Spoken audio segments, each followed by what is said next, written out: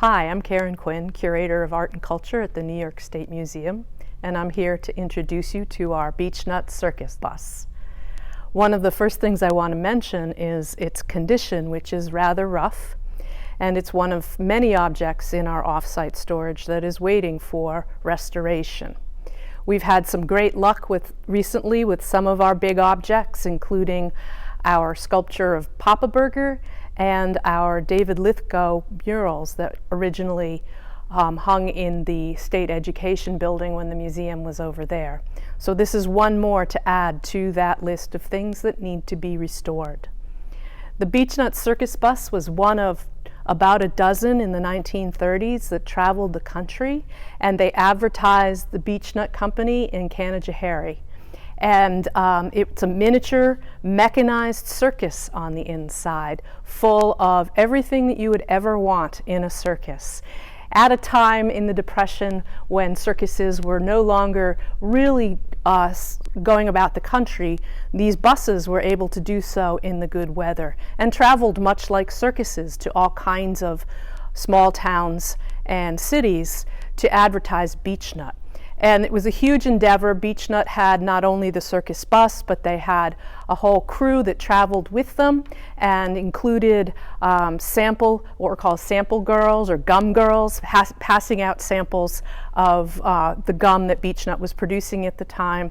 And Beech-Nut goes way back into the turn of the 20th century in terms of the products that they produced throughout the packaging company, starting with, believe it or not, ham. We know Beech-Nut perhaps better today for its baby food and for its gum and candy as well. If you look at these creatures, you'll see that there's camels and elephants and polar bears. There's clowns that play instruments, and inside deeply you can see acrobats. It's quite a beautiful, if you can imagine it, beautiful circus for people to come and visit. It has the big windows that people could look in. There was music, and the circus actually moved around on the inside. It was mechanized so that it moved around on a track so you could see things pass by the windows. This is the last surviving circus bus. There were about a dozen total, and it's obviously suffered over the years, including being in a field for many years and used for basically for target practice. So there's a lot of things we'll need to do for this circus bus, but it's something that we feel is a very important artifact and a very important part of the history of the state of New York.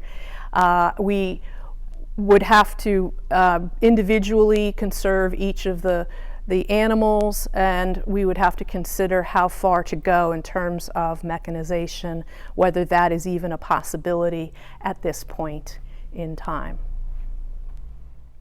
Hi, I'm Karen Quinn, Curator of Art and Culture here at the New York State Museum, and I'm here to present to you today some of the treasures of our Beech-Nut Circus Bus. And these items that you'll see today are in much better condition than the ones that are out in our off-site storage. We'd like to start with our clown bus, which is a group of very beautifully colorful clowns playing different musical instruments, and they have wonderful facial expressions, and like everything else, they help to advertise the Beech-Nut product. And we can see some playing drums, some playing all kinds of made-up instruments. I love the one that plays the plunger, the cymbals, and they have such a wonderful presence. And the bus itself would have moved around the circus bus. And this really helps to show you the vibrant colors, the circus colors that the original bus would have had.